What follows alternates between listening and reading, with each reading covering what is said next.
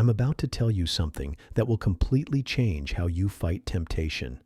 I've discovered that 90% of men are fighting the wrong battle entirely, and that's why they keep losing.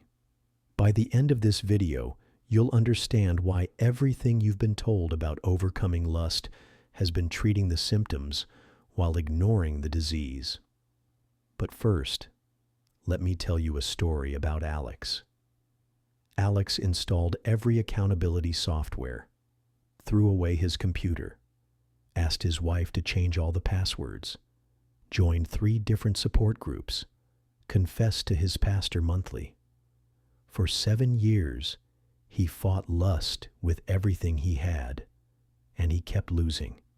But here's what changed everything for Alex, and what's about to change everything for you.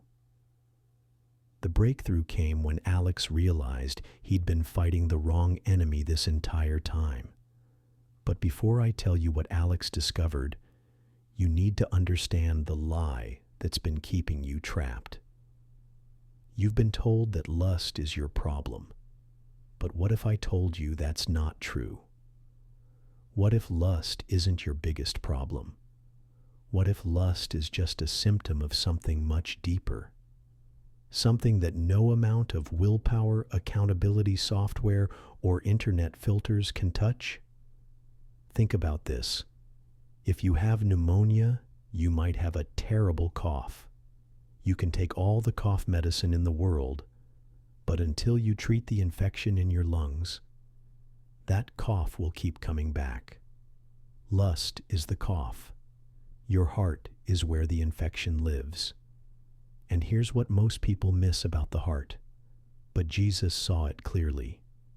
In just a moment, I'll show you exactly what Jesus said about where lust actually starts. But first, you need to see why everything you've tried hasn't worked. Jesus dropped a bombshell that most people completely miss. He said, "For out of the heart come evil thoughts, murder, adultery, sexual immorality." Did you catch the order? Evil thoughts come first. Everything else flows from there. Lust doesn't start in your eyes. It starts in your heart. Your eyes are just the delivery system for what your heart is already craving. But here's what Jesus understood about the heart that changes everything. And this is where David's story gets really interesting. Remember Alex? 7 years of fighting, 7 years of losing. The breakthrough came when his counselor asked him one simple question. Alex, when you're tempted, what is your heart actually looking for? Alex thought he was looking for sex. But that wasn't it at all. He was looking for comfort after stressful days at work. He was looking for validation when he felt like a failure. He was looking for control when everything in his life felt chaotic. Alex wasn't fighting lust. He was fighting a heart that was worshiping the wrong things. And that changes everything about how you fight. Because you can't defeat an idol with willpower, but you can replace an idol with the true God. Here's how. When you lust, your heart is seeking something legitimate through an illegitimate means. Your heart is seeking beauty, but instead of finding ultimate beauty in God, it's seeking beauty in images and fantasies that leave you empty. Your heart is seeking intimacy. Lust promises connection but delivers isolation and shame. Your heart is seeking control. In a chaotic world, lust gives you the illusion of being in charge, but really it's controlling you. Your heart is seeking comfort. Lust becomes your drug of choice when life gets overwhelming. Your heart is seeking validation. Lust makes you feel powerful and desired, but it's built on fantasy, not reality. But here's the shocking truth that most pastors won't tell you about this battle. At its core, lust is idolatry. You're not just looking at images. You're bowing down to an idol and asking it to give you what only God can provide. This is why willpower never works long term. You can't defeat an idol with self-discipline. You can only defeat an idol by replacing it with the true God. This is why you feel so defeated every time you fall. You're not just dealing with a bad habit, you're dealing with false worship, and false worship always demands more than it gives. But Alex discovered something that changed his entire approach, and it's about to change yours too. Your heart doesn't need better lust management strategies. Your heart needs to be satisfied by something greater than lust. Instead of running to porn when he felt stressed, Alex started taking his stress to God in prayer. Instead of seeking validation through lust, he started finding his identity in God's love for him. Something incredible happened. The less Alex's heart needed lust, the less power lust had over him. When your heart finds its satisfaction in God, when you experience His beauty, His intimacy, His sovereignty, His comfort, the appeal of lust begins to fade. Not because you're trying harder, but because you're being satisfied by something infinitely better. Now, I know what you're thinking. This sounds great, but how do I actually do this? Here's the step-by-step process that worked for Alex and thousands of other men. Step 1.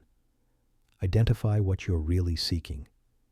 When you feel the pull of lust, ask, what is my heart looking for right now? Comfort, control, validation? Step 2.